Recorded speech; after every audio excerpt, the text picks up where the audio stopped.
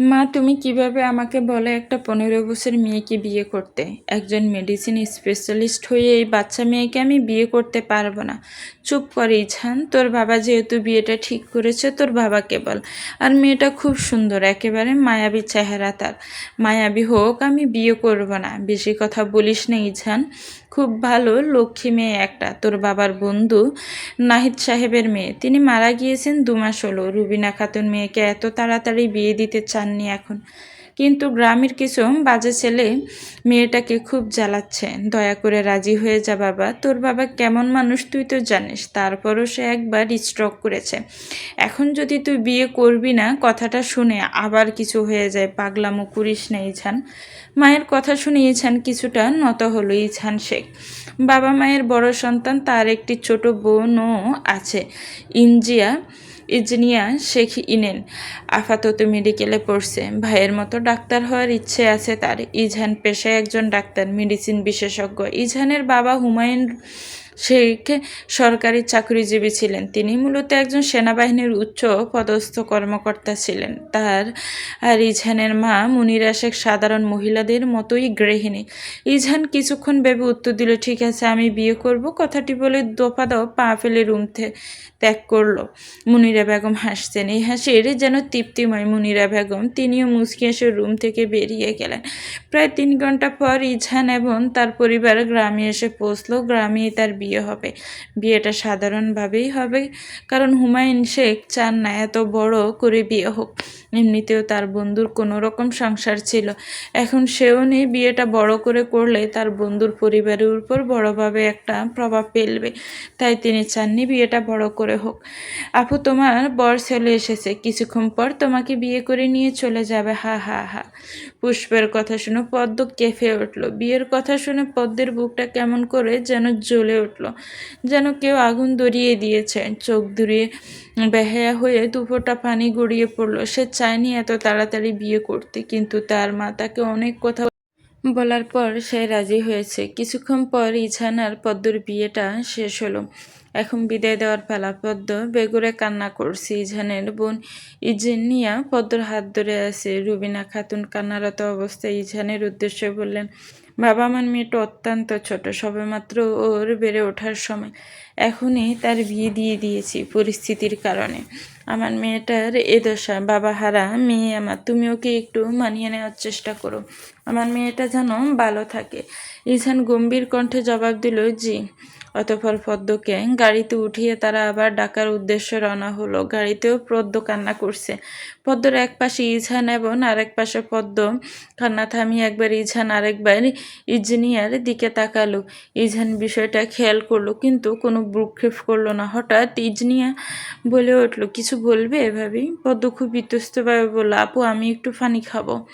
ইজনিয়া শুনে তাড়াতাড়ি পদ্মকে পানি দিল। পদ্ম ডক ডক করে পানি 1 বোতল খেয়ে ফেলল। পদ্ম পানির বোতল ইজনিয়াকে দিয়ে ইঝানের দিকে তাকালো। ইঝানের দৃষ্টি মোবাইলের দিকে। মোবাইলের আলো ইঝানের মুখে পড়ছে। পদ্ম মনে মনে ভাবলো, এত সুন্দর পুরুষ তাকে বিয়ে করলো।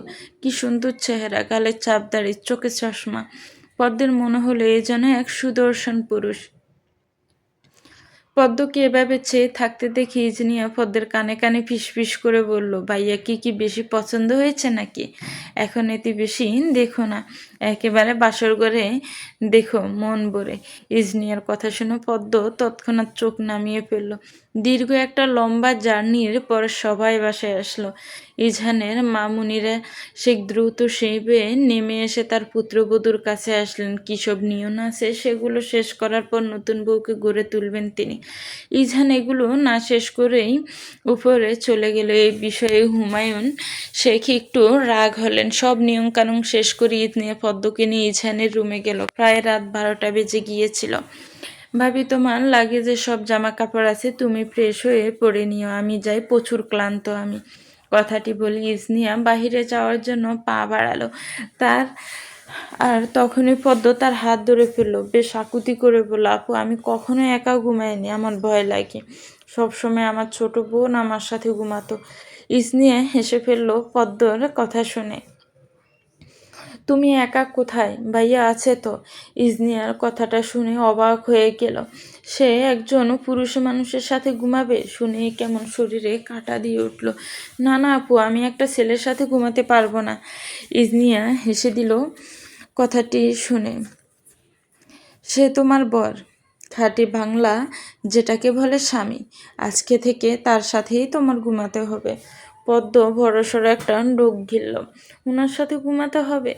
ইজনিয়ার কিছু বলতে যাবে, তখনই ইজান ওয়াশরুম থেকে বেরিয়ে এলো। চেহারা দেখে মনে হচ্ছে মাত্রই শাওয়ার নিয়ে এসেছে। ইজনিয়া আর পদ্মকে দাঁড়িয়ে থাকতে দেখে বলল, কি ব্যাপার, কি হচ্ছে এখানে? না ভাইয়া, আমি শুধু ভাবিকে দিতে আসলাম। তাহলে এখনো দাঁড়িয়ে আছিস কেন?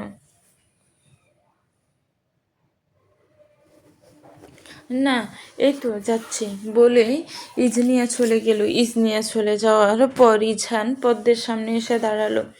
ইঝানের সামনে পদ্মকে একটা মশার মতো মনে হলো। নাম কি তোমার?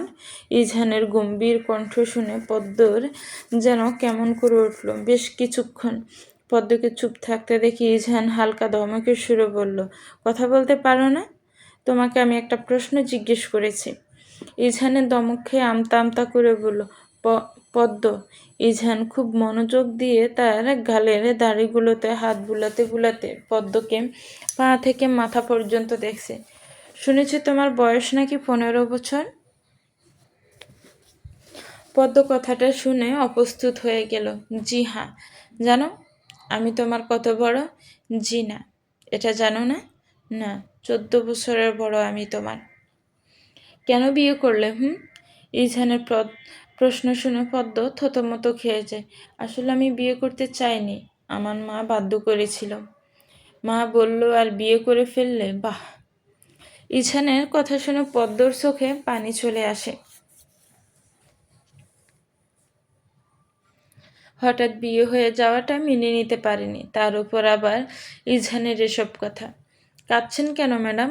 যান ফ্রেশ হয়ে আসুন। শাড়িতে যা আপনি ঠিকমতো দাঁড়িয়ে থাকতে পারছেন না, ভালো করেই দেখতে পারছি। পদ্ম চুপচাপ হেঁটে লাগেজ থেকে একটা কাপড় নিয়ে ওয়াশরুমে চলল। ইঝান তীক্ষ্ণ দৃষ্টিতে পদ্মের চলে যাওয়া দেখছে। সে এমন একটা মেয়েকে বিয়ে করেছে, সে জানেই না তার স্বামী তার থেকে বয়সে কত বড়। হায়, এ কোন মেয়েকে বিয়ে করলো ইঝান? হসপিটালের কোনো লোক যদি জানে ইঝান তার 14 বছরের ছোট একটা মেয়েকে বিয়ে করেছে, তাহলে তার মান সম্মান কিছুই থাকবে না। একজন সিনিয়র ডক্টর এই কাজ করেছে শুনলে হসপিটালের সিআই মেবি অজ্ঞান হয়ে যাবে। ইঝান এসব ভাবতে ভাবতে হঠাৎ তার কলিগ সানায়া কল দিল। সে ইঝানের মতো সিনিয়র ডাক্তার। এত রাতে সানায়ার কল পেয়ে কিছুটা বিরক্ত হলো ইঝান। মেয়েটা প্রায় এই কাজ করে। ইঝান কলটা রিসিভ করলো। হ্যালো ইঝান, সে কী অবস্থা আপনার? ভালো। হঠাৎ এত রাতে কল দেওয়ার কারণ জানতে পারি কি? আমি তো প্রায় এই কাজ করি, আপনি কি জানেন না নাকি? আচ্ছা। এটা বলে ইঝান ফোন কেটে দিল। ইদানিং সানায়ার অকারণে কল দেওয়াটা খুব বিরক্ত করে ইঝানকে। শুধুমাত্র সিনিয়র ডাক্তার দেখে কিছু বলতে পারে না। ওয়াশরুম থেকে পদ্ম বের হয়ে আসলো। আবারও সে শাড়ি পরেছে। শাড়ি পরা হয়নি দেখে মনে হচ্ছে কেউ শাড়ি পরতে জোর করেছিল, তাই এভাবে পরেছে। আবার শাড়ি পরেছ কেন? তোমার কি আমাদের বাসা থেকে আর কোনো ড্রেস দেওয়া হয়নি? 3 পিস দেওয়া হয়েছে। তাহলে আমাদের গ্রামের মেয়েরা বিয়ের পর শাড়ি পরে। শাড়ি তো পরতে পারো না দেখে তো মনে হচ্ছে কেউ জোর করে পরিয়েছে।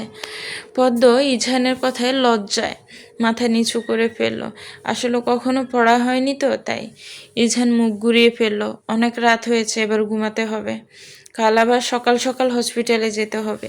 ইঝান লাইটটা অফ করে খাটে শুয়ে পড়ল। পদ্ম লাইট অফ খুব ভয় পেয়ে গেছে, যেন কেউ আশেপাশে দাঁড়িয়ে আছে তার এমন মনে হচ্ছে। এত বেশি অন্ধকার যে কিছুই দেখা যাচ্ছে না। পদ্ম ভয়ে মুখে হাত দিয়ে আছে। একটু ঝুঁকে সামনের দিকে চলে গেল। এই তো খাট একপাশে ইঝান নেই, তাই পদ্ম শুয়ে পড়েছে। বেশিক্ষণ চোখ মেলে থাকতে পারলো না, কারণ ঘুম তাকে একটু একটু করে ধরছে। পদ্ম শুয়ে শুয়ে মনে মনে একটি দোয়াই করতে লাগলো, ঘুমের ঘোরে যেন তার কাপড় ঠিক থাকে আর সেজন্য ইঝানের দ্বারের কাছে না যায়। ঠিক সকাল 7টায় ইঝানের ঘুম ভাঙে। প্রতিদিন ইঝান এই সময়টাতেই ঘুম থেকে ওঠে। অনেকটা অভ্যাস হয়ে গিয়েছে। গেছে তার। কথায় আছে না, মানুষ অভ্যাসের দাস, ঠিক সেরকমই ইছানে দেখলো তার বুকে উপর শাড়ি দেখেই থমকে গেল। পাশে তাকিয়ে দেখলো পদ্ম তার পাশেই শুয়ে আছে। পদ্মের মুখের উপর চুল পড়ে আছে, যার কারণে পদ্মের মুখটা দেখা যাচ্ছে না। ইছান খাটের পাশে ছোট্ট টেবিলটা থেকে তার চশমাটা নিল। তারপর বেশিক্ষণ বসে না থেকে ওয়াশরুমে চলে গেল। ওয়াশরুম থেকে বের হয়ে একেবারে হসপিটালে যাওয়ার জন্য রেডি হয়ে নিল। নাস্তা সেরেই সে হসপিটালের উদ্দেশ্যে রওনা দিবে। রুম থেকে চলে যাওয়ার আগে একবার পদ্মকে দেখে নিল। অবচেতন অবস্থায় শুয়ে আছে এমন মনে হচ্ছে। দীর্ঘ একটা নিঃশ্বাস ফেলে নিচে নেমে এলো। ইছান দেখছে তার বাবা হুমায়ুন শেখ চা খাচ্ছেন আর টিভিতে খবর দেখছেন বেশ মনোযোগ দিয়ে। ইছান চুপচাপ ডাইনিংয়ে বসলো। পকেট থেকে ফোন বের করে সেটা চাপতে লাগলো। মা, নাস্তা দাও। মুনিরা শেখ ইছানের গলা শুনে তাড়াতাড়ি নাস্তা নিয়ে আসলো। হুমায়ুন শেখ নিজের মতো করে চা খাচ্ছেন আর টিভি দেখছেন, ইছানের দিকে তাকাচ্ছেনও না। মুনিরা শেখ ইছানকে নাস্তা দিতে দিতে বললেন, আজ হসপিটালে যাবি? হ্যাঁ, কেন? প্রতিদিন যাই, দেখো না। আর হঠাৎ জিজ্ঞেস করছো কেন? ইছানের কথায় মুনিরা শেখ অবাক হয়ে গেলেন। কি বাবলিছিন কথাবার্তা! সবেমাত্র কাল বিয়ে হলো আর আজ হসপিটালে যাবি? আজ না গেলে হয় না? না মা, হয় না। আমি তো হসপিটাল থেকে ছুটি নিইনি, আর কেউ জানেও না আমার বিয়ে হয়েছে। তা পদ্ম কোথায়? পদ্মর কথা শুনে ইছান খাবার বন্ধ করে দিল। ঘুমাচ্ছে। ইছানের শান্ত কণ্ঠে জবাব দিল, আমি কিন্তু আমার ফ্ল্যাটে চলে যাব। এখান থেকে হসপিটালে যেতে অনেক সময় লাগে। আজ রাতে বাসায় আসলে কাল সকালেই ওখানে চলে যাব। ইছানের কথা শুনে মুনিরা শেখ একটু ভয়ে ভয়ে বললেন, পদ্মকে নিবি না? ও ওখানে গিয়ে কি করবে? তার চেয়ে ভালো ও এখানে থাকুক তোমাদের কাছে। হুমায়ুন শেখ এতক্ষণ তার ছেলের এবং তার স্ত্রীর কথা শুনছিল। পদ্মকে নিয়ে ইছানের এমন কথা শুনে তিনি উঁচু গলায় বলে উঠলেন, তোমার বউ তুমি সাথে করে নিয়ে যাবে, এটাই শেষ কথা। ঠিক আছে, আমি পদ্মকে আমার সাথেই নিব। বিয়েটা আমি করেছি, কিন্তু বিয়ে করতে জোর করেছো তুমি। সেটা অন্তত ভুলে যেও না বাবা। মা, আসছি আমি। মুনিরা শেখ সদর দরজার সামনে এসে দাঁড়ালেন। ইজহান গাড়িতে উঠে চলে গেল হসপিটালের উদ্দেশ্যে। মুনিরা শেখ তার স্বামীর পাশের সোফায় বসলেন। আচ্ছা, আমি বলি কি, পদ্ম আমাদের সাথে থাকুক কিছুদিন। সবকিছুই তো তোমার ইচ্ছাতে হচ্ছে, এটা না হয় আমার ইচ্ছাতে একটু হোক। ইজহান সারাদিন হসপিটালে থাকবে, পদ্ম কি একা একা বাসায় থাকবে নাকি? ওর মন টিকবে ওইখানে বলো? সবেমাত্র গ্রাম থেকে আসলো মেয়েটা, শহরের কিছুই চিনে না। যদি ওখানে ওর একা থাকতে কোনো সমস্যা হয়? পদ্ম কি সারা জীবন আমাদের সাথে থাকবে? ওর তো একাই থাকা লাগবে। আর না হয় ইজহানের বাসায় তুমি 2-1 দিন থেকে এসো। বুদ্ধিটা খারাপ না। হুমায়ুন শেখের কথাটি খুব ভালো লাগলো মুনিরা শেখের। ঠিক বলেছ, আমি থেকে আসব ওই বাসা থেকে। ঘড়ির কাঁটা যখন সকাল 9:20 তখন পদ্মের ঘুম ভাঙল। ঢুলুমুলু হয়ে উঠে বসেছে সে। হাত দিয়ে চোখ ডলছে। দু হাতে তার চুলগুলো খোপা করে নিল। পদ্মের একটা অভ্যাস, ঘুম থেকে উঠে সে ওই বিছানাতেই কয়েক মিনিট বসে থাকবে। পদ্ম ইজহানের রুম ভালো করে দেখছে। এক দেয়ালে ইজহানের অনেক বড় একটা ছবি। দেখে মনে হচ্ছে চারপাশে শুধু পাহাড় আর পাহাড়। আর ইজহান দাঁত দেখিয়ে হাসি দিয়ে আছে। ইজহানের গ্যাজ দাঁতও আছে, যার কারণে তার হাসিটা একটু বেশি সুন্দর দেখাচ্ছে। পদ্ম মুগ্ধ নয়নে ইজহানের ছবিটা দেখছে আর মনে মনে বলছে, মানুষটা এত সুন্দর কেন? পদ্ম বিছানা ছেড়ে উঠে আসলো, কিন্তু বিছানার দিকে আবারও তাকালো। আচ্ছা, মানুষটা কোথায়? ঘুম থেকে উঠে তাকে তো দেখলাম না। এসব ভাবতে ভাবতে পদ্ম ওয়াশরুমে চলে গেল। ওয়াশরুম থেকে বের হয়ে দেখল তার ননদ ইজনিয়া দাঁড়িয়ে রয়েছে। ইজনিয়াকে দেখতে পেয়ে পদ্ম এক প্রকার খুশিই হলো, কারণ তার শাড়িটা এলোমেলো হয়ে আছে। ইজনিয়া ঠিক করে দিতে পারবে। দ্রুত পায়ে ইজনিয়ার সামনে দাঁড়ালো। ইজনিয়া পদ্মকে এই অবস্থায় দেখে অবাক হয়ে গেল। এ কি, এই অবস্থা কেন তোমার? পদ্ম তোতা পাখির মতো উত্তর দিল, আপু, কাল রাতে আমি বিয়ের শাড়ি খুলে এটা পরেছিলাম। শাড়ি ঠিকমতো পরতে পারিনি। আমি কখনো পরিনি। তা তোমাকে শাড়ি পরতে বলেছিল কে? আমাদের গ্রামের মেয়েরা বিয়ের পর শাড়ি পরে, তাই আমিও পরেছি। তুমি যে এভাবে শাড়ি পরেছ, ভাইয়া কিছু বলেনি? ইজনিয়া সন্দেহ দৃষ্টিতে প্রশ্নটি করল। না আপু, উনি কিছু বলেনি। আমার শাড়িটা একটু ঠিক করে দিবেন আপু? অবশ্যই দিব। আর শুনো, তুমি আমাকে তুমি তুমি করে বলো, ঠিক আছে? জি আচ্ছা। ইজনিয়া পদ্মের শাড়ি ঠিক করে দিচ্ছে। পদ্ম বেশ নিচু কণ্ঠে ইজনিয়াকে প্রশ্ন করল। আপু উনার নামটা আসলে কি? উনি কি করে? আচ্ছা আপু আমি ঘুম থেকে উঠে উনাকে দেখলাম না কেন? ইজনিয়া এক পর্যায়ে পদ্মের প্রশ্ন শুনে হেসে দিল। পদ্ম তার নাম জানে না। বিষয়টা একটু বেশিই হাস্যকর না? তোমার উনার নাম ইজহান শেখ, সে একজন মেডিসিন স্পেশালিস্ট। মানে ধরে নেও একজন ডক্টর। আর তোমার উনি হসপিটালে চলে গিয়েছে। আপু তোমার ফোনে এখন কয়টা বাজে? সকাল 9টা বেজে 35 মিনিট কেন? এত তাড়াতাড়ি উনি হসপিটালে চলে গিয়েছেন? আর এখন কি কোনো রোগী আসবে নাকি? ইজনিয়া আবারও হেসে দিল পদ্মের কথা শুনে। এখান থেকে হসপিটাল যেতে 2 ঘন্টারও বেশি সময় লাগে। আর ভাইয়া যেহেতু সরকারি ডক্টর মেডিকেল অফিসার, তাই ওদের একটু আগেই হসপিটালে উপস্থিত থাকা লাগে। বুঝছো সুন্দরী? জি আপু। ইজনিয়া এবার মজা করতেই পদ্মকে একটা প্রশ্ন জিজ্ঞেস করল। তুমি আমার নাম জানো তো? পদ্ম প্রশ্নটা শুনে বেশ থতমত খেয়ে গেল। আসলে সে তো তার ননদের নামও জানে না। এই লজ্জার কথা কাকে বলবে? না আপু। ইজনিয়া হাসতে হাসতে শেষ। আমার নাম ইজনিয়া শেখ। তোমরা কি শেখ বংশ? পদ্ম বেশ উৎসাহ নিয়ে প্রশ্ন করল।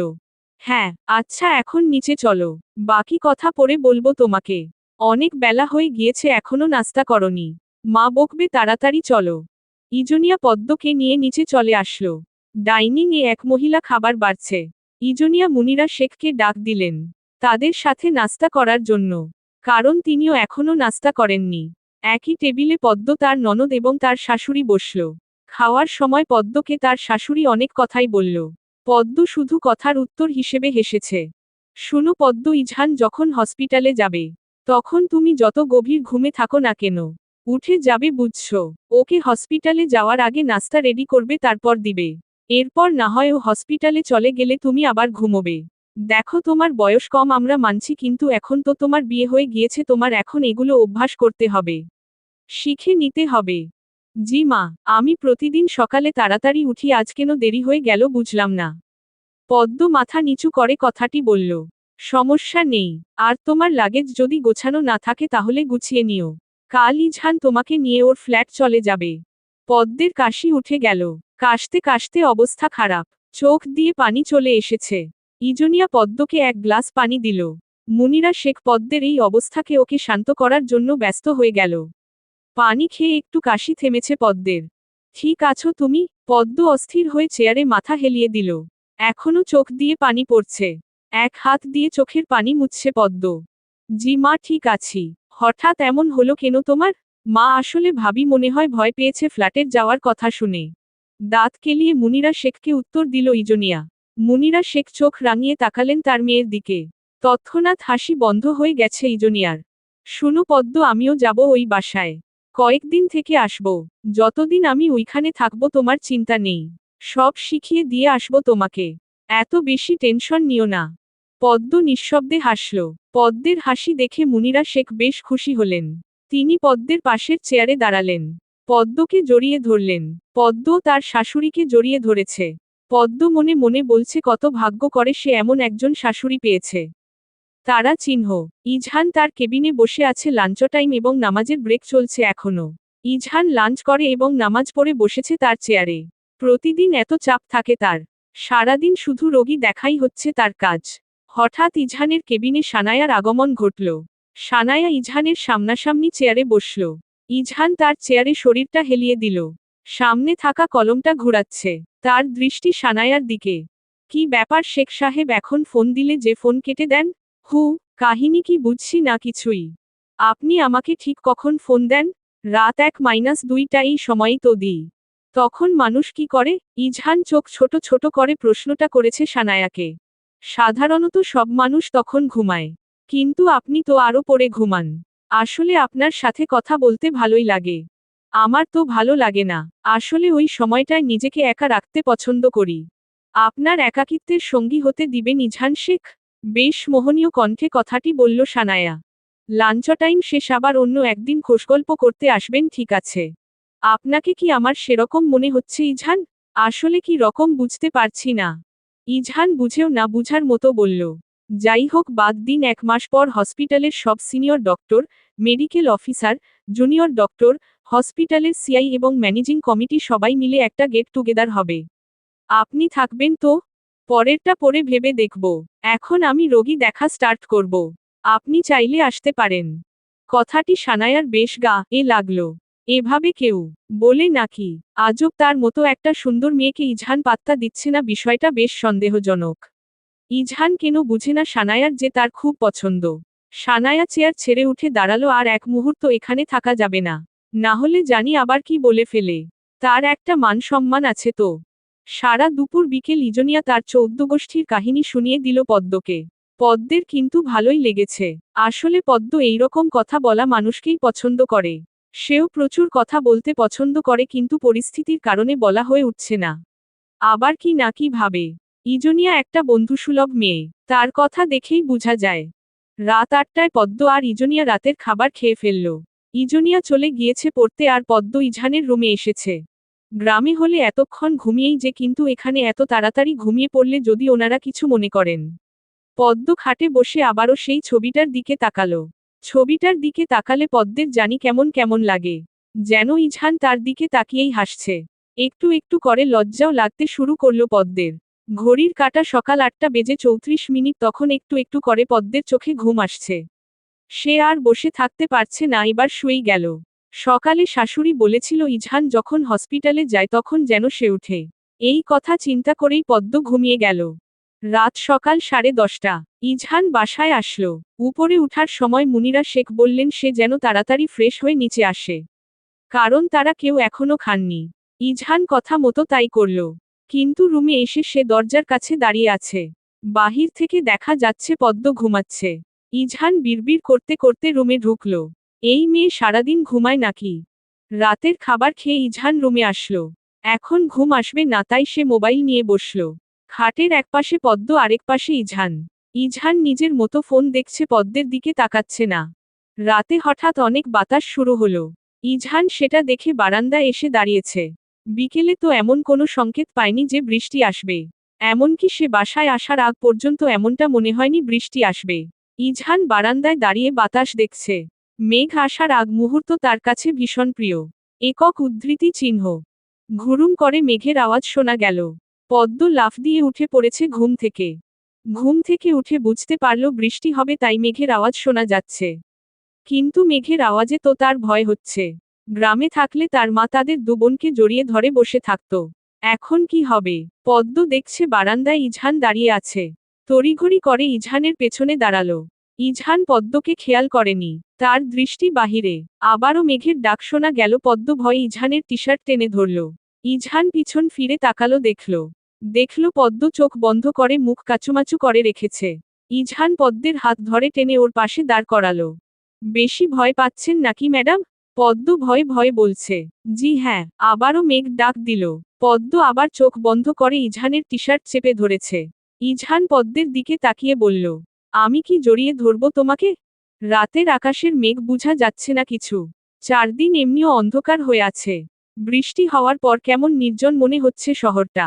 চারদিকে শীতল আবহাওয়া। মৃদু বাতাস বইছে। বাতাসের সাথে সাথে হালকা কেঁপে উঠছে পদ্ম। ইজহান পদ্মের দিকে তাকিয়ে আছে। পদ্ম যে কিছুক্ষণ পর পর কেঁপে ইজহান ভালো করেই খেয়াল করছে। পদ্মের কেঁপে উঠা দেখে নিঃশব্দে ইজহান হাসছে। পদ্ম আগের মতো ভয় পেয়ে চোখ বন্ধ করে আছে। আবার মেঘের আওয়াজ শোনা গেল। পদ্ম এবার মুখ ফুটে বলেছে, আমার ভীষণ ভয় করছে। বলেই পদ্ম জড়িয়ে ধরেছে ইজহানকে। ইজহান খুব হালকা ভাবে এক হাত দিয়ে জড়িয়ে ধরেছে। কিন্তু পদ্ম খুব জোরেসোরে জড়িয়ে ধরেছে। বুঝাই যাচ্ছে পদ্ম খুব ভয় পেয়েছে। পদ্ম ইজহানের বুক সমেত। ইজহান মনে মনে বলল, বয়সেও ছোট, উচ্চতায়ও। আচ্ছা, ইজহানের এমন কেন লাগছে পিচ্ছি একটা মেয়ের সংস্পর্শে এসে? ইজহানের জীবনের প্রথম নারী পদ্ম। কিছুক্ষণ বাদে ইজহান ছেড়ে দিল পদ্মকে। পদ্ম হকচকিয়ে গেল। লজ্জায় সে ওখান থেকে চলে আসছে। বেশি চিন্তা ভাবনা করতে পারে না পদ্ম। তবে ওই সময়ের মুহূর্তটা মনে পড়তেই পদ্মের মুখে লাল আভা ছড়িয়ে পড়ল। ঈষৎ কি লজ্জা! পদ্ম ঘুমিয়ে পড়েছে। ইজহান রুম থেকে বেরিয়ে গেল। সারারাত ইজহান লিভিং রুমের সোফায় কাটিয়ে দিল। মন চাচ্ছে না রুমে যেতে, তাই এখানেই শুয়ে পড়ল। সকাল 7টা। আজ শুক্রবার। ইজহানের ছুটি। হসপিটালে যেতে হবে না তার, তাই ঘড়িতে অ্যালার্মও দেয়নি। মূলত শুক্রবার ইজহান একটু বেশি সময় ঘুমায়। ইজহান ঘুমাচ্ছে। মুনিরা শেখ ঘুম থেকে উঠে লিভিং রুমে এসে দেখে তার ছেলে সোফায় ঘুমাচ্ছে। মুনিরা শেখের বেশ খারাপ লাগছে।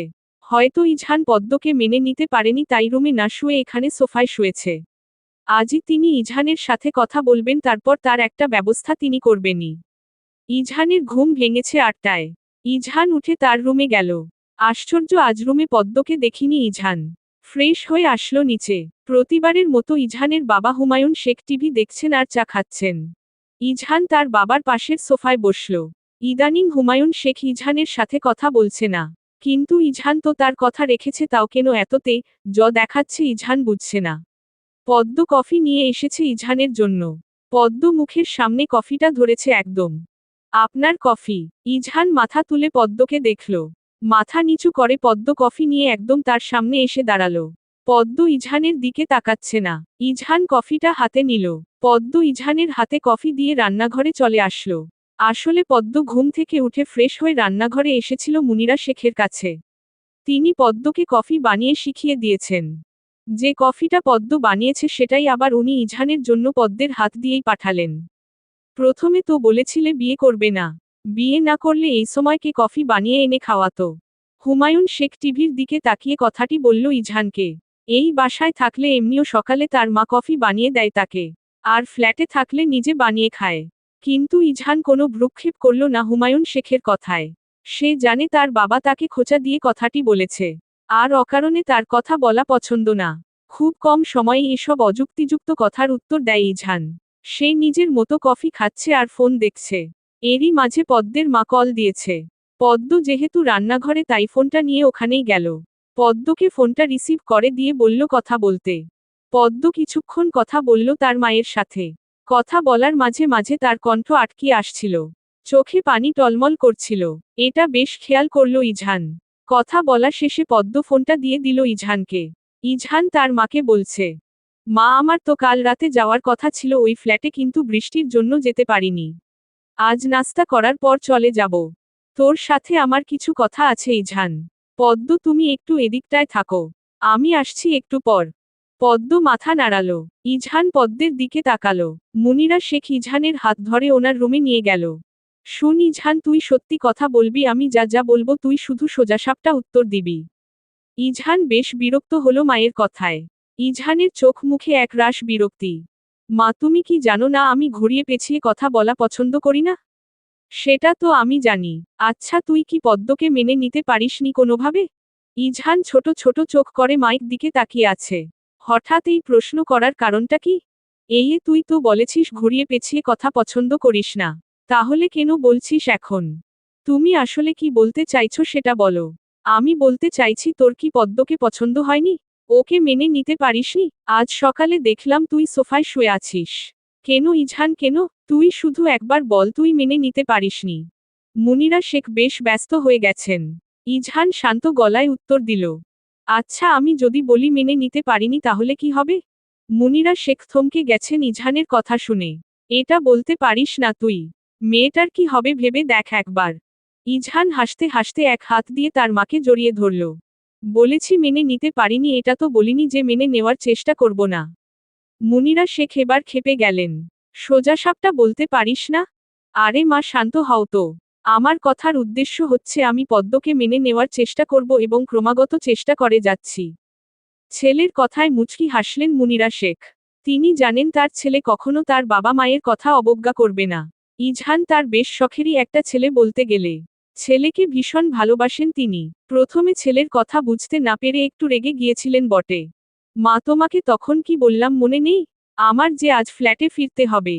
হ্যাঁ, পদ্মকে নিবি তোর সাথে? এক কথা আর কতবার বলতে হবে বলতো? নিবি কিনা সেটা বল। হ্যাঁ, ওকে আমার সাথেই নিব। যেখানেই যাই নিয়ে যাব। শেষের কথাটা বিড়বিড় করে বলল ইজহান।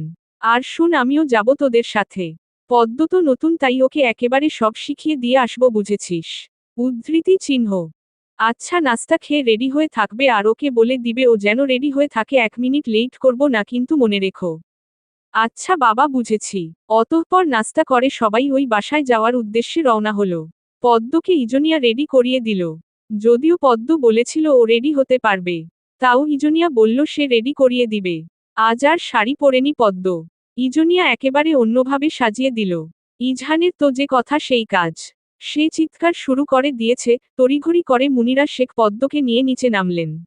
পদ্ম এবং মুনিরা শেখের লাগেজ আগেই গাড়িতে রাখা হয়েছে।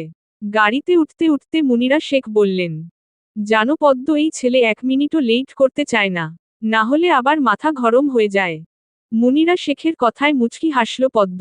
ইজহান এখনো পদ্মকে খেয়াল করেনি। সে সামনে বসেছে, আর মুনিরা শেখ, পদ্ম পিছনে। প্রায় 2 ঘন্টারও বেশি সময় লেগেছে তাদের। অনেক জ্যাম ছিল, না হলে আরও আগেই বাসায় চলে আসতো তারা। এই জ্যামে সবার বিরক্ত লাগলেও পদ্ম বেশ উপভোগ করেছে। কারণ সব গাড়ি একসাথে আটকে থাকা এটা প্রথম দেখেছে। তাই হয়তো ভালো লেগেছিল তার। বাসায় এসে সবাই টায়ার্ড, বিশেষজ্ঞের মুনিরা শেখ। ইজহান গিয়ে খাটে গিয়ে শুয়ে পড়ল উপর হয়ে। পদ্ম রুমে গেল না, সে ডাইনিং রুমের সোফায় বসে পড়ল। এই বাসাটাও অনেক সুন্দর, সব সাজানো গোছানো। এই রুমের বাসাতেও বেশিরভাগ দেয়ালে ইজহানের ছবি। পদ্ম চোখ ঘুরিয়ে ঘুরিয়ে এগুলোই দেখছে। ইজহান খেয়াল করল পদ্ম রুমে আসেনি এখনো। মাথা উঠিয়ে পদ্মকে ডাক দিল ইজহান। পদ্ম, রুমে আসো। কথাটি পদ্মের কানে ঢুকেছে, কিন্তু তার ওই রুমে যেতে ভয় লজ্জা দুটোই কাজ করছে। সে কিভাবে যাবে? ঈশস না ডাক দিলে হতো না? এখন সে কিভাবে যে ওই রুমে যায়? অনেক চিন্তা করেই রুমে ঢুকেছে পদ্ম। জি কিছু বলবেন? ইজহান মুখ উইদিক রেখে বলল। বাহিরে কি করছিলে? এত দূর থেকে এসেছো, ফ্রেশ হবে না? জি। ইজহান আর উত্তর দিল না। পদ্ম ইজহানের উত্তরের আশায় দাঁড়িয়ে আছে। কিন্তু ইজহান কিছু বলছে না। পদ্ম ভেবে নিয়েছে সে কিছু বলবে না। তাই সে ফ্রেশ হয়ে আসলো ওয়াশরুম থেকে। পদ্ম মুনিরা শেখের রুমে গেলেন, তিনিও শুয়ে আছেন। পদ্মের একটু বিরক্ত লাগছে, সবাই এমন শুয়ে আছে কেন? মা, আপনি শুয়ে আছেন কেন? কি যে বলো, এত জার্নি করে আসলাম, একটু তো ক্লান্তি লাগছে। তোমার লাগছে না? পদ্মের সহজ সরল উত্তর, না তো। মুনিরা শেখ বললেন। ইজহান কি করছে? শুয়ে আছেন দেখেছি। মা ছেলের একই দশা দেখছি। আচ্ছা তুমি একটু বসো, আমি আসছি। পদ্মকে রেখে মুনিরা শেখ ওয়াশরুমে চলে গেলেন। কিছু সময় বাদে তিনি বের হয়ে এসে পদ্মকে বললেন, চলো পদ্ম আমার সাথে রান্নাঘরে। পদ্ম আর মুনিরা শেখ রান্না করলেন। রান্না করার মাঝে পদ্ম যে কত শত প্রশ্ন করেছে মুনিরা শেখকে। তিনি একটুও বিরক্ত হননি। তিনিও সমানভাবে কথা বলে চলেছেন পদ্মের সাথে। মাঝে মাঝে মুনিরা শেখ পদ্মকে ইজহানের রুমে পাঠাচ্ছেন। পদ্ম যতবারই আসে ততবার উকি দিয়ে দেখে যায় ইজহানকে। মহাশয় ঘুমাচ্ছেন। এতটুকু এসে ক্লান্ত হয়ে একেবারে ঘুমিয়ে গেল। দুপুরে সবাই একসাথে লাঞ্চ করল। মুনিরা শেখ খাবার পর প্লেট রেখে আসতে গিয়েছেন। ইজহান পদ্মের কানের কাছে এসে বলল, খাবার শেষ করে রুমে যাবা। পদ্ম শুনে মাথা নাড়ল। মুনিরা শেখ খাওয়ার পর রেস্ট করতে রুমে গিয়েছেন। ইজহানের কথা মতো পদ্ম রুমে গেল। ইজহান কিসব করছে কাগজে। পদ্ম সেটা না বুঝে অবুঝের মতো শুধু চেয়ে রইল। ইজহান পদ্মকে দেখে তার কাগজগুলো রাখল। খাটে বসল সে। পদ্মকে বলল বসার জন্য। পদ্মও বসল, কিন্তু দূরত্ব বজায় রেখে। ইজহান একেবারে পদ্মর সামনে এসে বসল। এত দূরে বসার কি আছে হু? পদ্ম জবাব দিল না। তার দৃষ্টি ফ্লোরের দিকে। সেটা দেখে ইজহান কিছুটা ধমক দিয়ে বলল, শুনুনি কি বলেছি? আর মাথা ওঠাও। পদ্ম মাথা উঠালো। ইজহান মনে মনে বলল, মেয়েটা তো খারাপ না। মা যে বলল মায়াবী চেহারা, ঠিক তাই। ফর্সা বেশি, ভ্রুগুলো চিকন, দূর থেকে দেখলে মনে হবে আর্ট করা। কিন্তু কাছ থেকে দেখলে বোঝা যাবে এগুলো নেচারালি এমন। এত বেশি মোটাও না, আবার চিকনও না, দুটোর মাঝামাঝি। চুলগুলো বিনুনি করা। অনেক লম্বা না চুলগুলো, পিঠের মাঝ বরাবর। সাধারণত গ্রামের মেয়েগুলোর চুল খুব বেশি লম্বা থাকে। ইজহানকে এভাবে তাকিয়ে থাকতে দেখে পদ্মের খারাপ লাগছিল। পদ্ম আবারও মাথা নিচু করে ফেলল। সরি। আচ্ছা তোমাকে যে এত তাড়াতাড়ি বিয়ে দিল, তোমার খারাপ লাগে না? আমাকে বিয়ে দিলে আমি সারাদিন কান্না করতাম। যাই হোক, আল্লাহ বাঁচিয়েছেন, আমার বাবা মা আমাকে এত তাড়াতাড়ি বিয়ে দেননি। প্রথম কথাটা শুনে পদ্মের খারাপ লাগলেও শেষের কথাগুলো শুনে পদ্ম হেসে দিল। পদ্মের হাসি দেখে ইজহানও হেসে দিল। মেয়েটা খুব সুন্দর করে হাসে।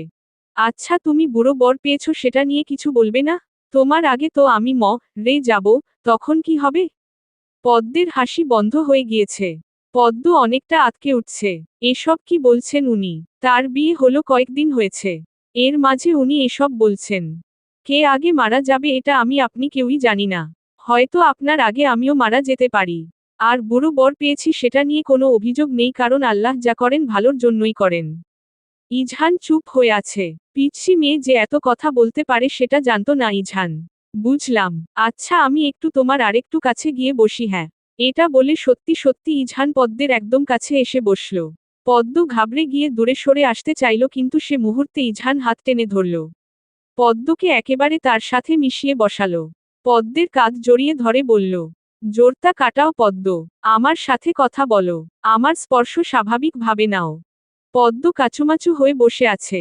তার ভালো লাগছে না ইজহানের স্পর্শ। পদ্ম ইজহানের হাত সরিয়ে দিল।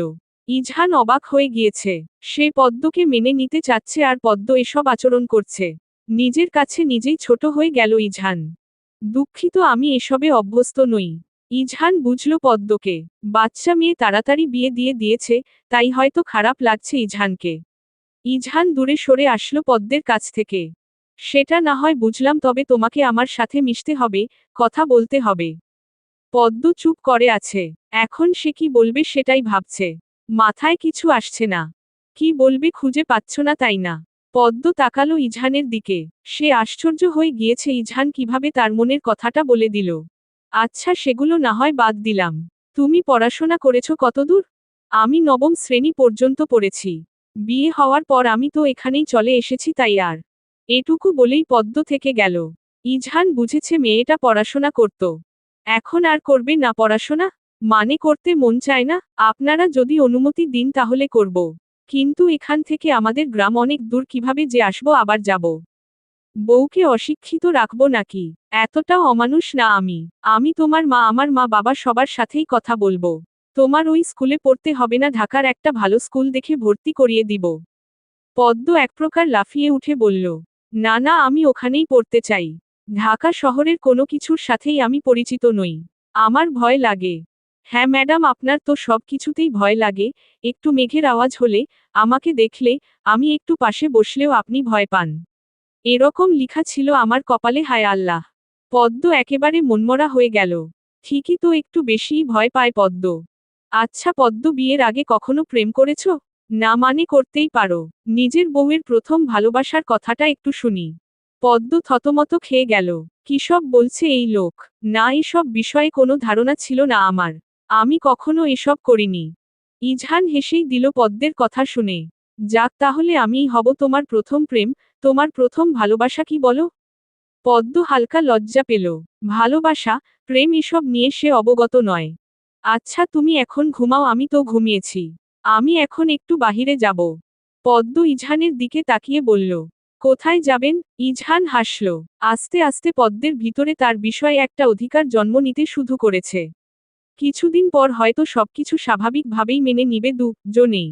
এই তো একটু বাহিরে যাচ্ছি। তুমি যাবা? পদ্ম মাথা নাড়িয়ে জানালো সে যাবে না। পদ্ম শুয়ে পড়ল। ইজহান যাওয়ার সময় পদ্মকে আবারও বলে গেল। আর বলে দিয়েছে তার মা কিছু জিজ্ঞেস করলে বলতে, সে বাহিরে গিয়েছে একটু। আজ হসপিটালের সব সিনিয়র ডক্টররা সবাই দেখা করতে এসেছে এক রেস্টুরেন্টে। মূলত শুক্রবারই সবাই এমন একটা প্ল্যান করে রাখেন। সবার একসাথে আড্ডা দেওয়া, খাওয়া দাওয়া করা, এটা সবাই উপভোগ করে। বিশেষ করে সানায়া, কারণ সেই দীর্ঘ সময়টায় সে ইজহানের পাশে পাশে থাকতে পারে। আজ সানায়া রেডি হয়ে ইজহানকে কল দিয়েছিল তাকে যেন এসে নিয়ে যায়, ইজহানও তাই করল। কারো কথা ফেলতে পারে না। সানায়া মাঝে মাঝে এই আবদারটা করে আর ইজহানও সানায়ার কথা রাখে। ইজহানের গাড়িতে উঠে সানায়া বলছিল, সাদা শার্ট পরার কি দরকার? এমনিও সুন্দর, আরো সুন্দর লাগে। কোনো মেয়ে মুখ লাগিয়ে দিতে পারে তো। ইজহান ড্রাইভ করতে করতে বলল, তাই নাকি? এত সুন্দর হয়ে যাচ্ছি কিভাবে বলুন তো? সে আপনার রূপের রহস্য আপনি জানেন। এসব সিক্রেট কথা কি আর আমাদের বলেন নাকি? বেশ একটা ভাব নিয়ে কথাটি বলল সানায়া। সেটাও কথা, আপনি জানবেন কিভাবে? আপনার সাথে তো আর এসব নিয়ে আলোচনা করি না। আপনার সাথে আজ ম্যাচিং করে পড়লে ভালো লাগতো। ম্যাচিং পরার কি দরকার? এটা আলাদা ব্যাপার, আপনার জানতে হবে না। কিন্তু সত্যি কথা, খুবই সুন্দর লাগছে আপনাকে। কি আর বলবো, এত বেশি ভালো লাগছে। মাশাআল্লাহ বলুন, না হলে আমার আবার বিয়ে হবে না। সে আপনার এই সুন্দর চেহারা থাকলেও হবে, না থাকলেও হবে। আপনার জন্য এক সুন্দরী মেয়ে অপেক্ষা করে আছে। ইজহান শুধু হেসেছে সানায়ার কথায়। তার মনে হয়েছে এসব কোনো গুরুত্বপূর্ণ কথা না, উত্তর না দিলেও চলবে। রেস্টুরেন্টে ইজহান সানায়া একসাথেই ঢুকল। কিছু কিছু মানুষ ওদের জনকে দেখলে মনে করবে গা রলো ফ্রেন্ড ফ্রেন্ড। হসপিটালের বেশ কয়েকজন ডক্টর ধরে নিয়েছে ইজহান সানায়াকেই বিয়ে করবে। খাওয়ার সময় কেউ কেউ তো বলে উঠে, ইজহান আর সানায়া বিয়ে করবে কবে? এই কথাটা ইজহানের থেকে সানায়ার বেশি উপভোগ করেছে। ইজহান চুপ ছিল, সে বেশি কথা বলেনি। আর বিয়ের ব্যাপারটা একেবারে সবাই যখন গেট টুগেদারে যাবে তখন বলবে। এখন বলার সময়টাকে ইজহানের পারফেক্ট মনে হয়নি। ডক্টর আসিফ আহমেদ বললেন, ইজহান সাহেব, আপনি কি আসলেই সানায়াকে বিয়ে করবেন? ইজহান হেসে হেসে উত্তর দিল, আমার পছন্দের একটা সুন্দর মেয়ে আছে, দেখি ম্যাডাম রাজি হয় নাকি, না হলে তাকেই বিয়ে করব। ইজহানের পছন্দ করা মেয়ে আছে শুনে সবাই বেশ চমকে উঠল। চমকে উঠার কথা, কারণ ইজহানের স্বভাব চরিত্রে কখনো এমনটা বোঝা যায়নি যে সে আবার একটা মেয়েকে পছন্দও করতে পারে। ইজহানের কথা শুনে সানায়া বেশি চমকে উঠেছিল। সানায়ার ভীষণ কষ্ট হচ্ছে। ঠিক এই কারণেই কি ইজহান তাকে তোত্তা দিত না। ইজহান আর এই টপিক নিয়ে কথা বলছে না। এবার সবাই অন্য কথা বলছে। ইজহান কিছুক্ষণ পর পর আর চোখে সানায়ার দিকে তাকাচ্ছে। সানায়া একেবারে চুপ করে আছে। বুঝাই যাচ্ছে খুব বড় খেয়েছে সে। সানায়া কিন্তু ইজহানের পাশেই বসেছে। প্রতিবারই সে এমন করে। সবাই যে যার মতো খাওয়া দাওয়া করছে। সানায়া শুধু চামচ নাড়ছে, খাচ্ছেও না ঠিক মতো। অনেক রাত পর্যন্ত তারা আড্ডা দিবে বলে ঠিক করেছে। কিন্তু সানায়া চলে গেল। সবাই ওকে থাকতে বলল তাদের সাথে, কিন্তু সে চলে গেল। এই বিষয়ে ইজহান কোনো রকম ভ্রুক্ষেপ করেনি। সে নিজের মতো ফোন চাপছিল। পদ্ম একেবারে সন্ধ্যায় উঠল। ঘুম থেকে উঠে চোখে মুখে পানি দিয়ে মুনিরা শেখের কাছে গেলে। তিনি সোফায় বসে বসে টিভি দেখছেন। পদ্ম গিয়ে বসল তার পাশে। পদ্মকে দেখে মুনিরা শেখ বললেন, ইজহান কোথায় গিয়েছে জানো? না, তবে বলে গিয়েছে উনি বাহিরে যাবেন। আর বলেছেন আপনি জিজ্ঞেস করলে যেন এটাই বলি। আমি ওর কথা জানার জন্য তোমার রুমে গিয়ে দেখি তুমি ঘুমাচ্ছ। আমাকে ডাকেননি কেন? এখন তো জেনেছি। আচ্ছা, চা খাবে তুমি? হ্যাঁ, আমি বানিয়ে আনছি। আপনি বসুন। সারা সন্ধ্যায় মুনিরা শেখ আর পদ্ম চা খেতে খেতে কাটিয়ে দিল। পদ্ম তার গ্রামে কি কি করত সেসব কথা বলছে মুনিরা শেখ পদ্মের কথা শুনে হাসছে। কি সহজ সরল কথাবার্তা পদ্মের। মেয়েটা আসলেই খুব সুন্দর মনের। কথা শুনলেই বোঝা যায়। তারা জন মিলে নাটক দেখছে টিভিতে। মূলত পদ্মের এসব নাটক ভালোই লাগে, তাদের গ্রামের পাশের বাড়ির চাচির ঘরে দেখত। পদ্মের মা টিভি আনার কথা বললেও পদ্মের বাবা অনুমতি দেননি। রাত প্রায় 10টা হয়ে যায়। ইজহান মুনিরা শেখকে কল করে বললেন তার আসতে দেরি হবে, তিনি আর পদ্ম যেন রাতের খাবার খেয়ে নেন। পদ্ম মুনিরা শেখের রুমে গিয়ে বসল, ওর কাছে একা থাকতে ভালো লাগছে না। পদ্মকে দেখে মুনিরা শেখ বললেন, তুমি ঘুমাবে না? না মা, আসলে ভালো লাগছে না, এখন আর ঘুমও আসছে না, বিকেল থেকে সন্ধ্যা পর্যন্ত ঘুমিয়েছি তো। আচ্ছা পদ্ম, তোমাকে কিছু কথা বলি শুনো। জি বলুন। ইজহানের সাথে তুমি কেমন আচরণ করো? মানে তোমরা যে স্বামী স্ত্রী, তোমাদের সম্পর্কটা আসলে কেমন? পদ্ম ঘাবড়ে গেল, কারণ আজ বিকেলেই তো ইজহানের সাথে একটা বাজে আচরণ করে ফেলেছে, কিভাবে এখন সেটা তার শাশুড়িকে বলবে? তাও সে আমতা আমতা করে বলল, জি সব ঠিক আছে। মুনিরা শেখ বিশ্বাস করলেন না, কারণ তাকে ইজহান সকালে বলেছে সে মেনে নিতে চেষ্টা করবে। এর মানে এই না যে আজকেই একেবারে তাদের মধ্যে সুন্দর সম্পর্ক গড়ে উঠেছে। আর পদ্ম যে ইজহানের আশেপাশে থাকতে চায় না, এটা বেশ খেয়াল করেন মুনিরা শেখ। মুনিরা শেখ জানেন, কিন্তু পদ্মকে বুঝতে দিল না সেটা। তাহলে তো ভালোই। মুনিরা শেখ কিছু বললেন না। পদ্ম তার শাশুড়ির রুম থেকে চলে এসেছে। আজ সে একজন গুরুজনের কাছে মিথ্যে বলেছে, সেটা নিয়েই খুব খারাপ লাগছে। মিথ্যা কথা না বললেও পারত, কিন্তু সত্যিটা শোনার পর যদি তার শাশুড়ি তাকে খারাপ ভাবে বা বকা দেয়, যদি তার সাথে আগের মতো ভালো ব্যবহার না করে, উনি যদি জানেন ওনার ছেলেকে পদ্ম মেনে নিতে পারছে না, তাহলে তো তিনি পদ্মকে অনেক কথা শোনাবে। সে কথা মনে করে পদ্ম বলেনি কিছু। বারান্দায় একা একা দাঁড়িয়ে আছে পদ্ম। কেন জানি তার অনেক কষ্ট হচ্ছে কোনো কারণ ছাড়াই। এখন কান্না করতে ইচ্ছে করছে পদ্মের। বিশেষ করে তার বাবা মারা যাওয়ার পর থেকে এই সমস্যাটা বেশি হচ্ছে। কিছুক্ষণ পর ক্রলিং বেল বেজে উঠল। পদ্ম গিয়ে দরজা খুলল। ইজহান পদ্মকে দেখে একেবারে দাঁত দেখিয়ে হাসি দিল। হাসিটা পদ্মের খুব পছন্দ, কিন্তু মন খারাপের জন্য সে রুমে এসে পড়ল কোনো রকম প্রতিক্রিয়া না করে। ইজহান ভাবল মনে হয় তখনকার কথা ভাবছে, তাই হয়তো মুখটা অনেক শুকনো শুকনো লাগছে। ইজহান ওয়াশরুম থেকে ফ্রেশ হয়ে দেখল পদ্ম বারান্দায় দাঁড়িয়ে আছে। ইজহান ওখানেই গেল। একেবারে পদ্মের পিছনে এসে দাঁড়ালো। কি হয়েছে ম্যাডাম, এখনো যে ঘুমাননি? ইজহানের কথা শুনে পদ্ম ইজহানের দিকে ফিরে তাকালো। ইজহানের দিকে তাকিয়ে সে একটু পিছিয়ে গেল, তৎক্ষণাৎ গ্রিলের সাথে মাথায় ব্যথা পেল। সাথে সাথে পদ্ম উফ অস্পষ্ট একটা আওয়াজ করল। ইজহান দ্রুত পায়ে পদ্মের সামনে গেল। ধমক দিয়ে বলল, আশ্চর্য, তোমাকে কি খেয়ে ফেলবো আমি? এত ভয় পাওয়ার কি আছে? ব্যথা পেয়েছো বেশি? পদ্ম কিছু না ভেবে ইজহানকে জড়িয়ে ধরে কেঁদে দিল। মূলত সে কষ্ট কমানোর জন্য কাজটা করেছে। এদিকে ইজহান চমকে উঠেছে। যেই মেয়েকে বিকেলে জড়িয়ে ধরাতে তার খারাপ লেগেছে আর সেই এখন জড়িয়ে ধরেছে। আর কাঁদছেই বা কেন? সে তো কিছু বলেনি। বোধহয় ব্যথা পেয়েছে তাই কাঁদছে। ইজহান তার এক হাত পদ্মের মাথায় রাখল।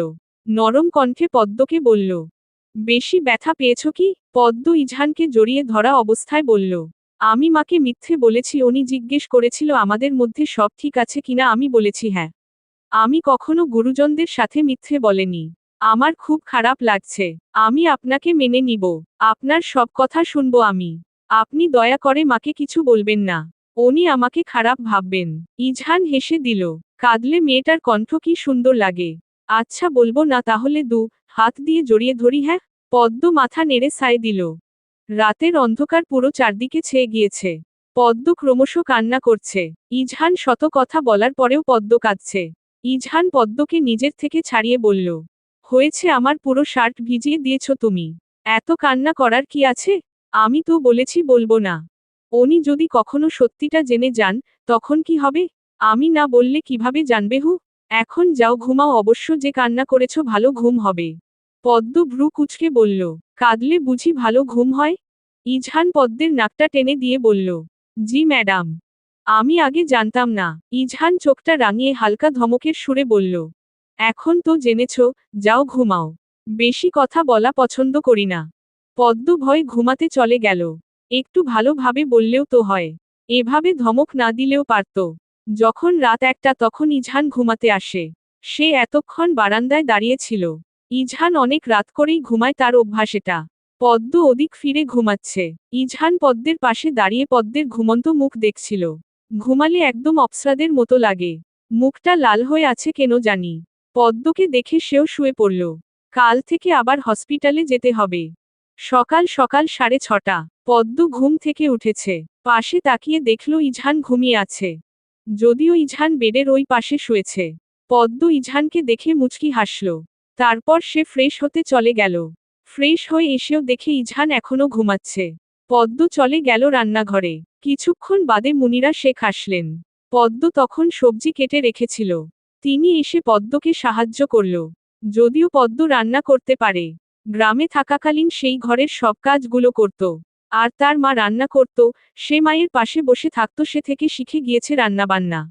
মুনিরা শেখ পদ্মকে রুটি বানাতে দিল। পদ্ম ঠিক গোল করে রুটি বানিয়েছে। মুনিরা শেখ খুব খুশি হলেন। পদ্ম, তুমি তো খুব সুন্দর রুটি বানাতে পারো। পদ্ম হেসে উত্তর দিল, আমি প্রতিদিন মাকে রুটি বানিয়ে দিতাম। আচ্ছা বুঝেছি। ইজহান উঠেছে? না, তখন দেখেছি উনি ঘুমাচ্ছেন। ওহ আচ্ছা। মুনিরা শেখ নিজেই রান্না করছেন আর পদ্ম দাঁড়িয়ে আছে। যদিও সে বলছিল রান্না করার কথা, কিন্তু মুনিরা শেখ বলেছেন তিনিই রান্না করবেন। তাই পদ্ম আর বেশি জোর করেনি। কাল রাতে ইজহানের বাবা কল দিয়েছিল, বলেছে ইজনিয়া নাকি হোস্টেলে চলে যাবে, আমাকে বাসায় যেতে, কিন্তু তোমাকে একা রেখে কিভাবে যাই বলো তো। মুনিরা শেখের কথা শুনে পদ্মের মনটা খারাপ হয়ে গেল। মুনিরা শেখ চলে গেলে সে তো একা হয়ে যাবে। মা আপনি চলে গেল তো আমি একদম একা হয়ে যাব। হ্যাঁ সেটাই তো, এই জন্যই আমি যেতে চাচ্ছি না। আর ইজহানের বাবা তো বলল আমাকে কয়েকদিন থাকতে, এখন কাল আবার কল দিয়ে বলে বাসায় যেতে। তিনি একবার এক কথা বলেন। আমি কিভাবে একা থাকব? মনমরা হয়ে কথাটি বলল পদ্ম। আমি ইজহানের সাথে কথা বলবো। দেখি ও কি বলে। ইজহান একেবারে হসপিটালে যাওয়ার জন্য রেডি হয়ে গেল। রুম থেকে বের হয়ে দেখল পদ্ম ডাইনিং এ একটা একটা করে খাবার এনে রাখছে। পদ্মের এসব কার্যকলাপ দেখে ইজহান মুচকি হাসল। মেয়েটাকে গিন্নিদের মতো লাগছে। ইজহান সোফায় বসল। তখনই সানায়া মেসেজ দিল ইজহানের মেসেঞ্জারে। সানায়া মেসেজে লিখেছিল, সে এখন ইজহানের বাসায় আসছে। মেসেজটা দেখে সানায়ার প্রতি রাগ হলো। কি দরকার এখন আসার? আবার বাসায় পদ্ম আছে। পদ্মকে এখন কোনোমতেই দেখানো যাবে না। ইজহান রান্নাঘরে এসে মুনিরা শেখের কাছে গেল। পদ্মকে দেখল সে তার মায়ের পাশে দাঁড়িয়ে আছে। পদ্ম, একটু রুমে যাও তো। পদ্ম মাথা তুলে ইজহানের দিকে তাকায়। ইজহানের কথামতো সে রুমে চলে যায় কোনো রকম প্রশ্ন ছাড়াই। পদ্ম চলে যাওয়ার পর ইজহান তার মাকে বলল, মা বাসায় সানায়া আসবে। আমি চাই সানায়া যেন পদ্মকে না দেখে। আমরা হসপিটালের সবাই কিছুদিন পর গেট টুগেদারে যাব, তখন পদ্মকে নিব আমার সাথে। এখন কোনোমতেই পদ্মকে সানায়ার সামনে নেওয়া যাবে না। মুনিরা শেখ সানায়াকে চিনে, কারণ বহুবার সানায়া ইজহানের সাথে তাদের বাসায় এসেছে। মেয়েটাকে কখনো মুনিরা শেখের পছন্দ ছিল না। পদ্ম ওর সামনে গেলে কি হবে? আর পদ্ম কি দেখতে খারাপ নাকি যে একেবারে ওর সামনে নেওয়া যাবে না? তা বলিনি মা, এখন একটু ঝামেলা হবে দেখালে। আচ্ছা বুঝেছি, তো এখন কি করতে চাস? পদ্মকে আমার রুমে রাখবো যতক্ষণ না পর্যন্ত সানায়া বাসায় থাকবে। পদ্মকে কি বলবি? কিছু একটা বুঝিয়ে বলতে পারবো, সমস্যা নেই। তুমি একটু এদিকটা ম্যানেজ করলেই হবে। আচ্ছা ঠিক আছে। আর ইজহান শুন, তোর বাবা বলল আমাকে বাসায় যেতে ইজনিয়া হোস্টেলে চলে যাবে। ইজহান কথাটা বাদ দেওয়ার জন্য বলল, আপাতত এখন বাবাকে বলো এখানে এসে থাকতে। আমি কথা বলবো রাতে এসে। তুমি বাবাকে কল করে বলবা আজ এই বাসায় আসতে। দেখি কি করা যায়, এই বিষয়ে পরে কথা বলবো। আমি পদ্মের কাছে যাই একটু। আচ্ছা। ইজহান রুমে আসলো। পদ্ম বেডে বসে তার পা দুটোকে নাচাচ্ছে। পদ্ম বাহিরে তাকিয়ে আছে, ইজহানকে খেয়াল করেনি। ইজহান পদ্মের সামনে এসে দাঁড়ালো আর পদ্ম তৎক্ষণাৎ তা পা দুটোকে নাচানো বন্ধ করে দিল। পদ্ম, বাসায় একজন গেস্ট আসবে, তুমি ভুলেও এই রুমের বাহিরে পা রাখবে না। সে চলে যাওয়ার পর তুমি পুরো ফ্ল্যাট ঘুরতে থেকো। আমি কিছু বলবো না। পদ্ম মাথা নাড়ালো, অর্থাৎ সে বাহিরে যাবে না। ইজহান হেসে পদ্মের মাথায় হাত দিয়ে চুলগুলো এলোমেলো করে দিল। তারপর ইজহান রুম থেকে বের হয়ে আসলো। কিছুক্ষণ বাদে সানায়া আসলো ইজহানের বাসায়। মুনিরা শেখকে দেখে জড়িয়ে ধরল। কখনো এটা করেনি সে, আজ করেছে। মুনিরা শেখ বেশ অবাক হলেন, সাথে ইজহানও। ইজহান ভেবেই নিয়েছে মনে হয় হঠাৎ ভূতে ধরেছে সানায়াকে। সানায়া মুনিরা শেখকে ছেড়ে জিজ্ঞেস করল, কেমন আছেন আন্টি? মুনিরা শেখ সৌজন্যবোধক হাসি দিয়ে বললেন, ভালো আছি। তুমি কেমন আছো? এই তো ভালো। আন্টি কি এখন এই বাসায় থাকেন নাকি? না, আমি এসেছি বেড়াতে বলতে গেলে। ইজহান তো বাসায় একা থাকে, তাই মাঝে মাঝে বেরিয়ে যাই আর কি। আঙ্কেল আর ইজনিয়া আসেনি? ইজহানের বাবা আসবে আজ। আর ইজনিয়া হোস্টেলে চলে গিয়েছে। সানায়া আরও অনেক কথা জিজ্ঞেস করল। মুনিরা শেখ সানায়াকে বলল নাস্তা করার জন্য। সানায়া নাস্তা করে এসেছে, তাও আবার বসছে ইজহানের সাথে নাস্তা করতে। খাওয়ার সময় সানায়া মুনিরা শেখের সাথে কথা বলেই চলেছিল। ইজহান যে কি পরিমাণে বিরক্ত হয়েছে। মন চাচ্ছিল বাসা থেকে বের করে দিতে। এত বেশি কথা বলে কিভাবে মানুষ। ইজহানের খাবার শেষ, কিন্তু সানায়ার খাবারও শেষ হয়নি, কথাও শেষ হয়নি। ইজহান সানায়াকে বলল, আপনি কি আজ হসপিটালে যাবেন না? এত কথা না বলে তাড়াতাড়ি চলুন। ইজহানের কথা শুনে সানায়া লজ্জা পেল। চলুন। অতঃপর ইজহান আর সানায়া একসাথে চলে গেল হসপিটালে। ওরা চলে যাওয়ার পর মুনিরা শেখ পদ্মকে নিয়ে নাস্তা করতে বসলেন। তিনিও খাননি পদ্মকে কে ছাড়া। পদ্ম মুনিরা শেখকে বলল, মা কে এসেছিল? ইজহান যে হসপিটালে চাকরি করে ওখানকার এক ডাক্তার এসেছিল। ইজহানের কলিগ হয়। ও আচ্ছা। মা, উনি কি মেয়ে ছিল? হ্যাঁ, কেন বলো তো? না মানে আমি ওনার কণ্ঠ শুনে বুঝেছি মেয়ে। ইজহান বলেছে তোমাকে ওদের একটা গেট টুগেদার হবে, তখন ওখানে নিয়ে যাবে আর সবার সাথে পরিচয় করিয়ে দিবে। পদ্ম মাথা নাড়ালো। নাস্তা শেষ করার পর মুনিরা শেখ দুপুরের রান্না করতে গেলেন। পদ্মও তার পিছনে ছুটল। মুনিরা শেখের এটা খুব ভালো লাগে। মেয়েটা একেবারে তার মেয়ের মতোই। ইজনিয়াও বাসায় আসলে মুনিরা শেখের পিছন পিছন থাকে। এখন পদ্মও সেরকম করছে। দুপুরে হুমায়ুন শেখ বাসায় আসলো। তিনজন একসাথে দুপুরের খাবারটা খেলেন। হুমায়ুন শেখ আর মুনিরা শেখ রেস্ট করছেন। পদ্মের ভালো লাগছে না, তাই পদ্ম রুমে গিয়ে ঘুমিয়ে গেল। বিকেলে পদ্মের ঘুম ভেঙেছে। ঘুম থেকে উঠে এখন তার ভালো লাগছে না একা একা। গ্রামে এই সময় পদ্ম আর পুষ্প বোন মাঠে হাঁটত। নদীর পাড়ে গিয়ে বসত। পদ্মের কিছু বান্ধবীও ছিল, তারাও তাদের সাথে যোগ দিত। পদ্ম বসে বসে সেসব কথা ভাবল। ঈষৎ দিনগুলো কি সুন্দর ছিল। ঢাকা শহরে সবকিছু রোবটের মতো লাগে তার। একা একা কি করবে পদ্ম, তাই বসে বসে এসব ভাবছে। এক পর্যায়ে পদ্ম খুব বিরক্ত হয়ে গেল বসে থাকতে থাকতে। তাই সে পুরো রুম পায়চারি করছে। হেঁটেও শান্তি লাগছে না। কি যে অসহ্যকর পরিস্থিতি। এরকম করতে করতে মাগরিবের আজান দিয়ে দিল। আজান দেওয়াতে পদ্ম খুব খুশি হয়ে গেল। অবশেষে সন্ধ্যা হলো। পদ্ম তাড়াতাড়ি নামাজ পড়ে সোফায় বসেছে। কিছু সময় বাদে হুমায়ুন শেখ ও মুনিরা শেখ আসলো। তাদের দেখে তো পদ্ম আরো খুশি হয়ে গিয়েছে। সারা সন্ধ্যায় তারা তিনজন একসাথে আড্ডা দিল। পদ্মের খুব ভালো লাগছিল সময়টা। রাত সকাল 9টা বেজে 26 মিনিট। ইজহান বাসায় আসলো। ইজহান ফ্রেশ হয়ে এসে পদ্মের পাশে বসেছিল সোফায়। মাথাটা সোফায় হেলিয়ে দিল। খুব ক্লান্ত লাগছে তার। মাথাটা একপাশে ঘুরিয়ে দেখে নিল পদ্মকে।